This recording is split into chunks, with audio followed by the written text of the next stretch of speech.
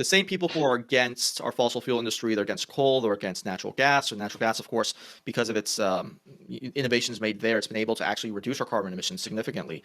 Particularly, I think we're back to where we were in the 90s. We're lower than we were 20 years ago. They're against nuclear as well, which is something you mentioned. They're against oil. So it's like every logical solution they're against. We just keep hearing about wind and solar.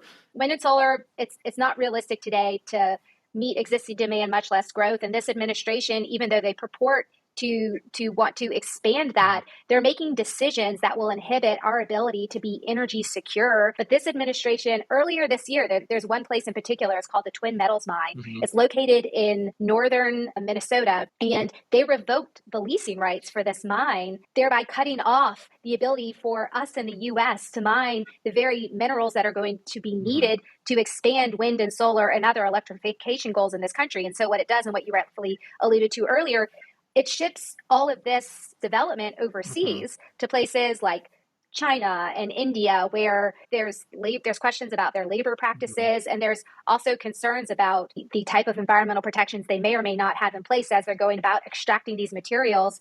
We have such a positive environmental story to tell and be proud of in this country. We lead the world in reducing greenhouse gas emissions. And we did without the Paris Climate Accord. We did it because of this explosive investment and innovation that occurred in the natural gas industry. There's a international IEA, the International Energy Administration. They put out annual or like every other year reports. And there's constantly a paragraph devoted to the fact that to date, the U.S. has achieved the largest reduction in energy-related CO2 emissions since 2005 compared to any other country out there. So that's something to be proud of, and also important to know. We did that by investing in innovation and unleashing our U.S. energy industry, not by prohibiting certain technologies and trying to put everyone's eggs in the renewable energy basket.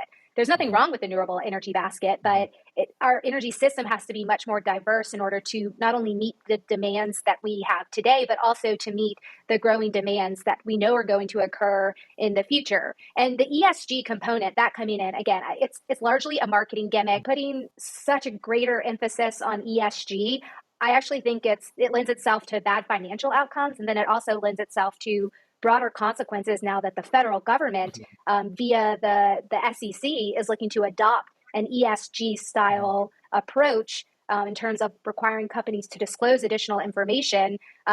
They're going to further tamp down investments in the very industries we need, your traditional energy industries, the investments that we need to get us out of the inflation situation and get us out of the suppressed supply and high gas and high energy costs across the board.